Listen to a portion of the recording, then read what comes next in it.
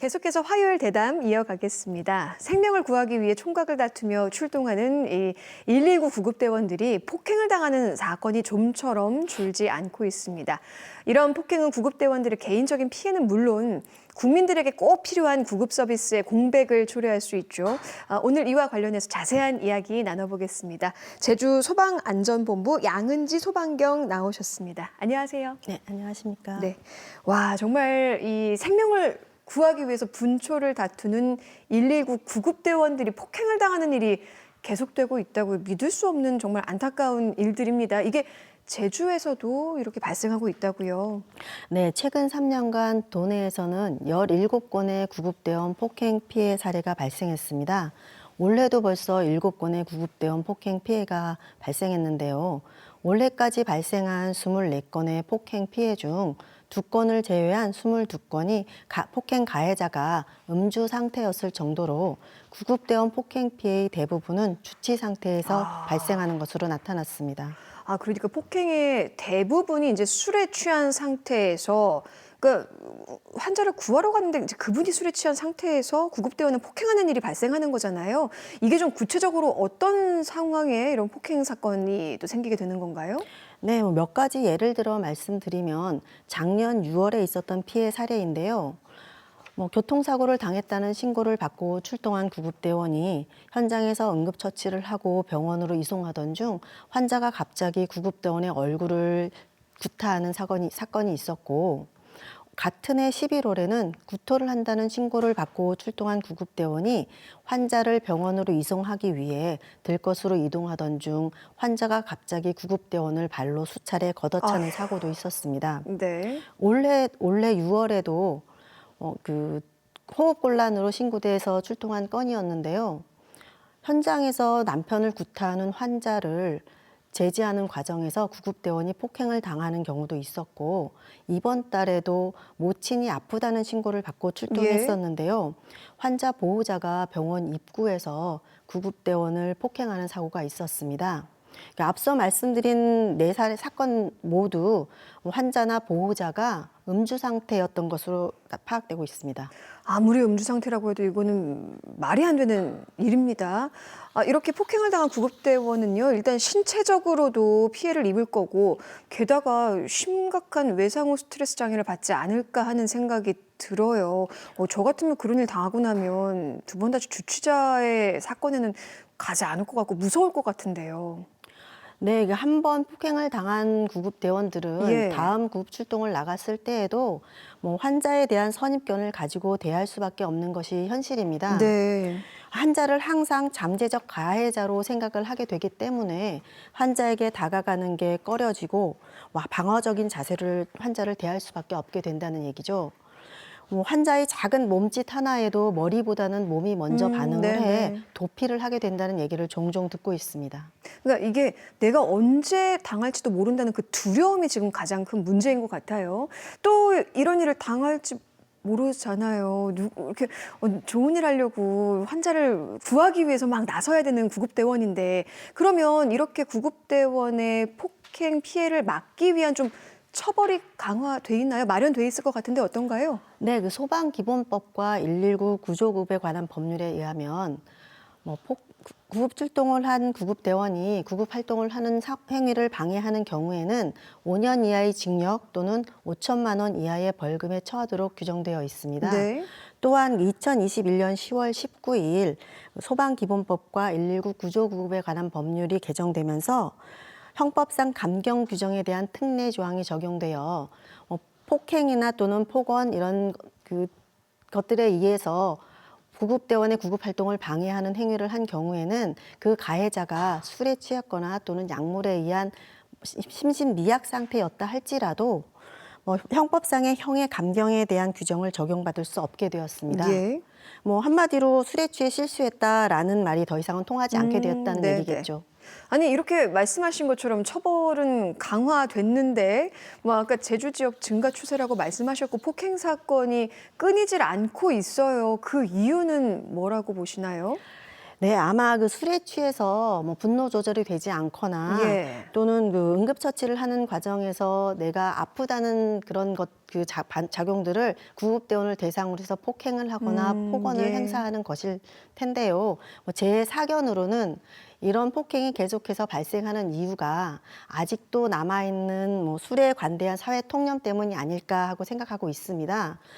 구급대원 폭행 가해자에 대한 처벌을 보면 앞서 언급한 22건의 음주 관련 폭행 피해 사례에서 구속 수사가 진행된 경우는 단 한 건에 불과하고 처벌 네네. 결과도 벌금형이나 또는 집행유예로 마무리되는 경우가 대부분입니다.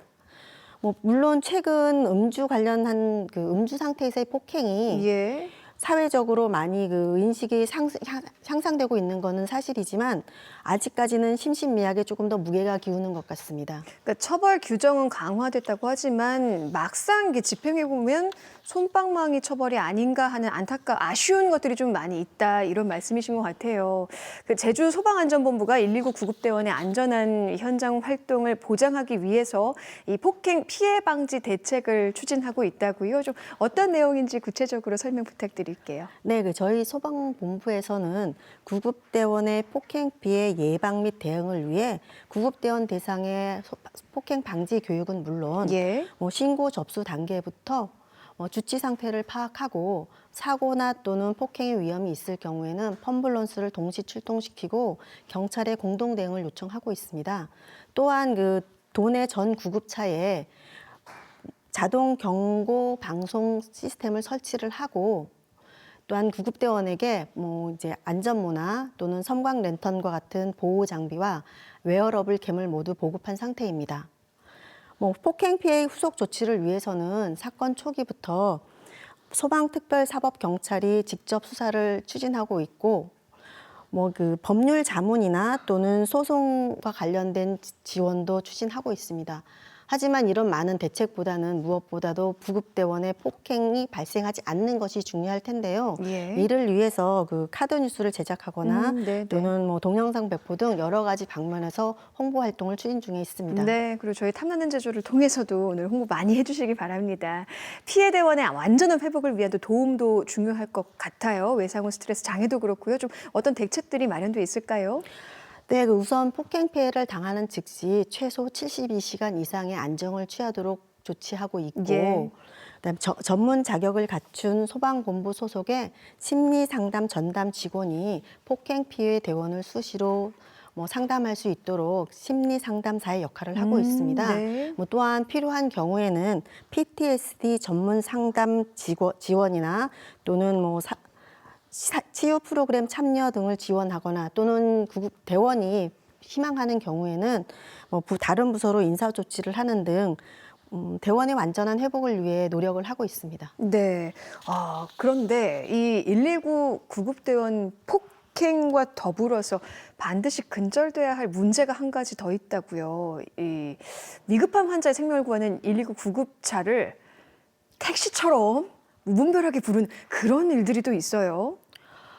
네, 올해 4월에 있었던 일인데요. 새벽에 춥고 쓰러질 것 같다는 신고를 받고 구급대가 출동을 했었지만 네. 현장에 도착해서 확인을 해본 결과 주치 상태에서 심하게 추워서 신고를 했다고 얘기를 하고 네. 시내까지 태워다 달라고 요구하던 사례가 있었습니다. 실제로는 전혀 위급하지 않은 상황인 거잖아요. 그렇죠. 예. 예. 이처럼 구급대원이 출동을 해서 현장에서 확인을 했을 때 네. 구급대로 이송이 필요하지 않다거나 또는 환자나 보호자가 신고를 취소하는 경우 또는 현장에 환자가 없는 경우 등 비응급 출동으로 인한 미이송 건수가 작년 한 해 동안 21,930여 건으로 전체 구급 출동 건수의 3분의 1 이상을 예. 차지하고 있고 이런 비응급 환자에 대한 이송도 544건이나 있었던 것으로 분석되었습니다. 무려 이송으로 이어진 것도 500건이 네네. 넘었네요. 그런데 이런 비응급 환자의 경우에 출동 요청을 거부할 수는 없는 거예요? 이게 현실적으로 힘든 일인가요? 네. 119 구조구급에 관한 법률 시행령에 따르면 네. 단순 치통이나 38도 이상의 고열이나 호흡곤란을 동반하지 않은 단순 감기 환자 또는 단순 찰과상이나 뭐 타박상, 그다음 만성 질환자가 뭐 진료를 목적으로 한 병원 이송이나 또는 뭐 외상이 없는 음주 상태의 환자들은 네.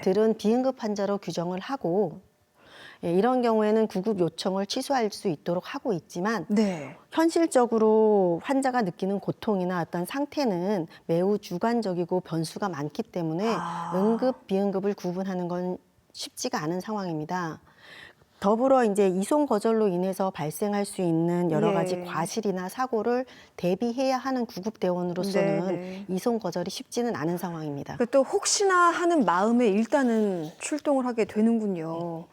그런데 이렇게 비응급 환자, 응급 상황이 아닌데도 119를 부르거나 뭐 택시처럼 이렇게 뭐 어디 데려다 주세요. 무분별하게 부르는 사람들 때문에 정말 필요한 곳에 갈 수 없는 상황도 생기고요. 그러니까 정말 이 필요한 곳에는 구급차가 정작 출동하는 못하는 일도 생길 것 같아요. 어떤가요? 네, 앞서 잠깐 말씀드린 예, 예. 것처럼 그 비응급 출동이 차지하는 부분이 상당히 많은데요. 예. 올해 10월 기준으로 해서 51,880여 건의 구급 출동 중 비응급 출동이 17,770여 건으로 전체 출동의 34%를 차지하는 것으로 나타났습니다. 네. 뭐 심정지 등 응급 환자의 골든타임은 4분으로 상당히 짧은데 비응급 환자를 이송하는 문제로 예. 관할 출동대가 없을 때 더 먼 거리에 출동대가 출동을 하게 되면 이런 골든타임을 지킬 수 없게 됩니다. 예. 특히 그 제주 동서부 읍면 지역의 119 센터 간 거리는 상당히 멀리 떨어져 있기 때문에 이런 그 동백은 더 크게 발생할 수밖에 없습니다. 예. 뭐 이런 공백을 예방하기 위해서 펌블런스 동시 출동 체제를 운영을 하고 있기는 하지만 네네. 구급대원의 전문 처치와는 조금 다를 수밖에 없습니다. 예. 이 얘기와는 조금 결이 다른 얘기이긴 하지만 도내 응급실의 비응급 환자의 진료로 인해서 포화 상태가 되면 상대적으로 응급 환자가 진료를 늦어질 수도 있고 그렇죠. 구급차 내에서 대기하는 시간이 길어질 수도 있습니다. 그래서 뭐 한 예를 들자면 저희 구급차로 이송하던 예, 응급 예. 환자가 병원 앞에서 구급차 내에서 대기를 하던 중 심정지 상태가 발생하는 경우들도 있었습니다. 그러니까 이렇게 좀 택시처럼 위급하지 않은 상황에 부르는 분들한테 과태료를 물어야 될 것 같은데 이런 규정이 있나요? 네, 있습니다. 예. 119 구조구급에 관한 법률에 따르면 그 응급 상황에 처한 요구조자를 발견한 사람은 누구나 119에 신고를 하도록 예. 하고 있는데요. 이런 응급 상황을 거짓으로 신고한 경우에는 500만 원 이하의 과태료를 부과하도록 하고 있습니다. 예, 명심하셔야겠고요. 마지막으로 우리 도민 여러분들께 당부의 한마디 부탁드리겠습니다. 네, 저희 119 구급대원은 도민의 소중한 생명과 안전을 지키기 위해 항상 열심히 노력하고 있습니다. 도민 여러분께서도 생명을 살리는 구급대의 소중함을 생각하시고 또한 응급 환자의 골든타임 확보는 비응급 환자의 배려에서 시작된다는 것 꼭 기억해 주시면 저희 정말 필요로 하는 곳에서 119의 가치가 더욱 빛날 것을 약속드리겠습니다. 네, 이렇게 소중한 생명을 살리기 위해서 열심히 일하시는 분들한테 저 오늘 좀 화가 나는 소식을 듣기도 했는데 119 구급대원에 대한 폭행이 근절되고 또 119 구급차가 본연의 취지에 맞게 이용되려면 일단 우리 도민 모두의 성숙한 시민 의식이 필요해 보입니다. 오늘 나와주셔서 고맙습니다. 감사합니다.